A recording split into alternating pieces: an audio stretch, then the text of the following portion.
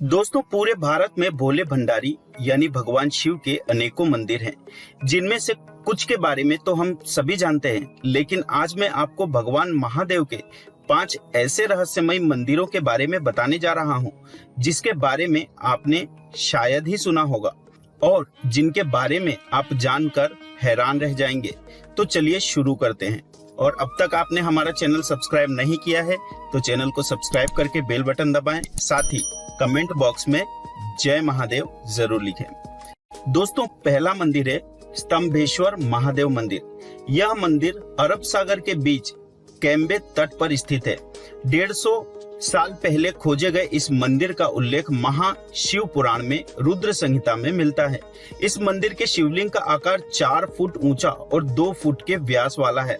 स्तंभेश्वर महादेव का यह मंदिर सुबह और शाम दिन में 2 बार पल भर के लिए गायब हो जाता है और कुछ देर बाद उसी जगह पर वापस भी आ जाता है, जिसका कारण अरब सागर में उठाने वाले ज्वार और भाटा को बताया जाता है, जिस कारण श्रद्धालु मंदिर के शिवलिंग का दर्शन तभी कर सकते हैं जब समुद्र की लहरें पूरी तरह शांत हो जाए। ज्वार के समय शिवलिंग पूरी तरह से जलमग्न हो जाता है। यह प्रक्रिया प्राचीन समय से ही चली आ रही है। यहाँ आने वाले सभी श्रद्धालु को एक खास पर्चे बांटे जाते हैं, जिनमें ज्वार भाटा आने का समय लिखा होता है। ऐसा इसलिए किया जाता है ताकि यहाँ आने वाले श्रद्धालुओं को परेशानी का सामना ना करना पड़े। इसके अलावा इस मंदिर से एक पौराणिक कथा भी जुड़ी हुई है। कथा के अनुसार राक्षस तारकासुर ने भगवान शिव की कठोर तपस्या की। एक दिन शिवजी तपस्या से प्रसन्न होकर प्रकट हुए और वरदान मांगने को कहा। उसके बाद वरदान के रूप में तारकासुर ने शिव से मांगा कि उसे सिर्फ शिवजी का पुत्र ही मार सकेगा, और वह भी 6 दिन की आयु का। शिवजी ने यह वरदान तारकासुर को दे दिया और अंतर्ध्यान हो गए। इधर वरदान मिलते ही तारकासुर तीनों लोकों में हाहाकार मचाने लगा, जिससे डरकर सभी देवतागण शिवजी के पास गए। देवताओं की आग्रह पर शिवजी ने उसी समय अपनी शक्ति से श्वेत पर्वत कुंड से 6 मस्तक, 4 आंख और 12 हाथ वाले एक पुत्र को उत्पन्न किया, जिसका नाम कार्तिकेय रखा गया। जिसके पश्चात कार्तिकेय ने 6 दिन की उम्र में तारकासुर का वध किया। लेकिन जब कार्तिकेय को पता चला कि तारकासुर भगवान शंकर का भक्त था, तो वो काफी व्यथित हो गए। फिर भगवान विष्णु ने कार्तिकेय से कहा कि उस स्थान पर एक शिवालय बनवा दें, इससे उनका मन शांत होगा। भगवान कार्तिकेय ने ऐसा ही किया। फिर सभी देवताओं ने मिलकर वहीं सागर संगम तीर्थ पर विश्वनंद स्तंभ की स्थापना की, जिसे आज स्तंभेश्वर तीर्थ के नाम से जाना जाता है। दोस्तों, दूसरा मंदिर है निष्कलंक महादेव का। यह मंदिर गुजरात के भावनगर में कोल्याक तट से 3 किलोमीटर अंदर अरब सागर में स्थित है। रोज अरब सागर की लहरें यहाँ के शिवलिंगों का जलाभिषेक करती है। लोग पैदल चलकर ही इस मंदिर में दर्शन करने जाते हैं। इसके लिए उन्हें ज्वार उतरने का इंतजार करना पड़ता है। ज्वार के समय सिर्फ मंदिर का खंबा और पताका ही नजर आता है, जिसे देखकर ये अंदाजा भी नहीं लगाया जा सकता कि समुद्र में पानी के नीचे भगवान महादेव का प्राचीन मंदिर भी है। यह मंदिर महाभारत कालीन बताई जाती है। ऐसा माना जाता है कि महाभारत युद्ध में पांडवों ने कौरवों का वध कर युद्ध जीता, पर युद्ध समाप्ति के बाद पांडवों को ज्ञात हुआ कि उसने अपने ही सगे संबंधियों के हत्या का महापाप किया है। इस महापाप से छुटकारा पाने के लिए पांडव भगवान श्री कृष्ण के पास गए, जहां श्री कृष्ण ने पांडवों को पाप से मुक्ति के लिए एक काला ध्वज और एक काली गाय सौंपी और पांडवों को गाय का अनुसरण करने को कहा, और कहा कि जब गाय और ध्वजे का रंग काले से सफेद हो जाए तो समझ लेना कि तुम सबको पाप से मुक्ति मिल गई है। साथ ही श्री कृष्ण ने पांडवों से यह भी कहा कि जिस जगह ये चमत्कार होगा वहीं पर तुम भगवान शिव की तपस्या भी करना।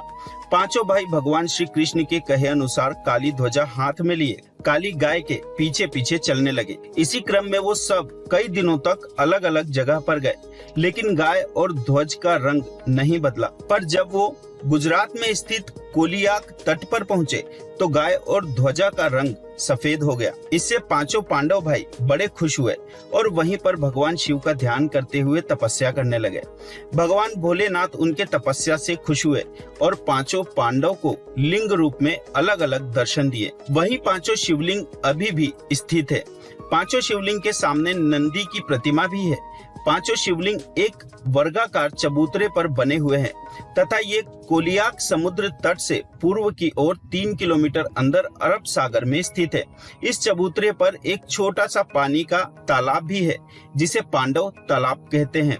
श्रद्धालु पहले उसमें अपने हाथ पांव धोते हैं और फिर शिवलिंगों की पूजा अर्चना करते हैं। चूंकि यहाँ पर आकर पांडवों को अपने भाइयों की हत्या के कलंक से मुक्ति मिली थी, इसलिए इसे निष्कलंक महादेव कहते हैं। भादों के महीने में अमावस को यहाँ मेला लगता है जिसे भाद्रवी कहा जाता है। प्रत्येक अमावस के दिन यहाँ भक्तों की विशेष भीड़ रहती है। लोगों की ऐसी मान्यता है कि यदि हम प्रियजनों की चिता की आग शिवलिंग पर लगाकर जल में प्रवाहित कर दें तो उनको मोक्ष मिल जाता है। मंदिर में भगवान शिव को राख, दूध, दही और नारियल चढ़ाए जाते हैं।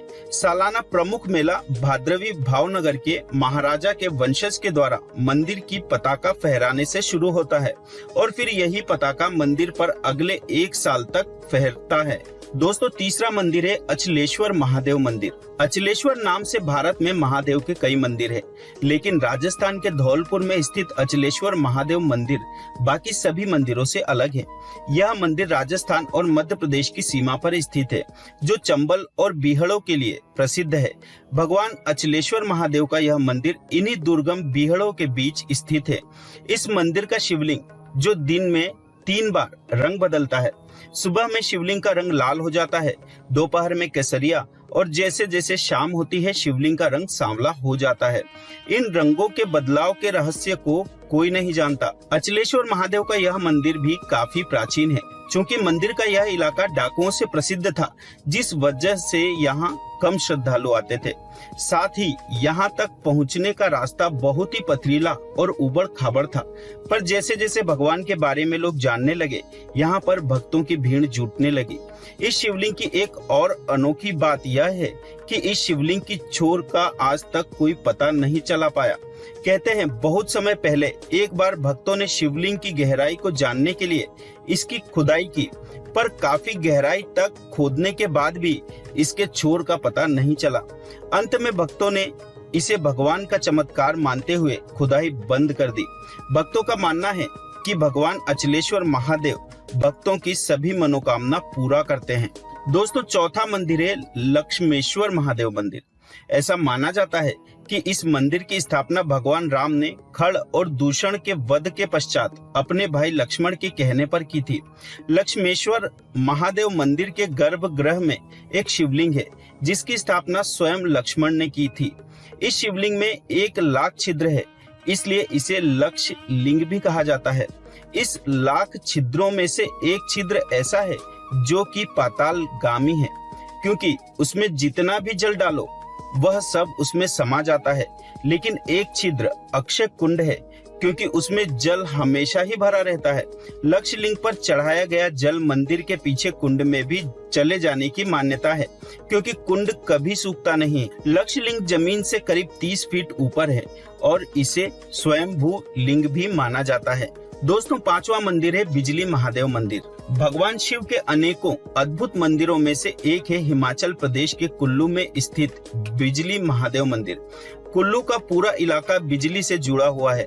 कुल्लू शहर में व्यास और पार्वती नदी के संगम के पास एक ऊंचे पर्वत पर बिजली महादेव का प्राचीन मंदिर है। पूरी कुल्लू घाटी में ऐसी मान्यता है कि ये घाटी ही एक विशालकाय सांप का रूप है। इस सांप का वध भगवान शिव ने किया था। जिस स्थान पर मंदिर है वहां शिवलिंग पर हर 12 वर्ष बाद आकाश से भयानक बिजली गिरती है। बिजली गिरने से मंदिर का शिवलिंग खंडित हो जाता है।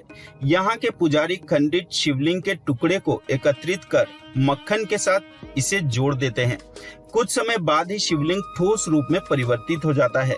इस शिवलिंग पर हर 12 साल में बिजली क्यों गिरती है, इसके लिए आप हमारे चैनल पर यह वीडियो देख सकते हैं। तो दोस्तों, उम्मीद है जान गए होंगे भगवान महादेव के 5 प्रसिद्ध मंदिरों के बारे में। अगर आपने इनमें से किसी भी मंदिर में दर्शन किए हैं तो कमेंट बॉक्स में अपना अनुभव जरूर शेयर करें।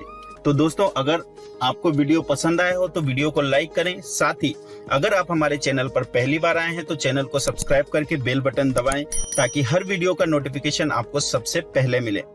और यह जानकारी अपने तक सीमित ना रखें, अपने दोस्तों रिश्तेदारों तक इसे ज्यादा से ज्यादा शेयर करें। दोस्तों, वीडियो के अंत तक बने रहने के लिए आपका दिल से धन्यवाद। मिलते हैं अगले वीडियो में। जय महादेव।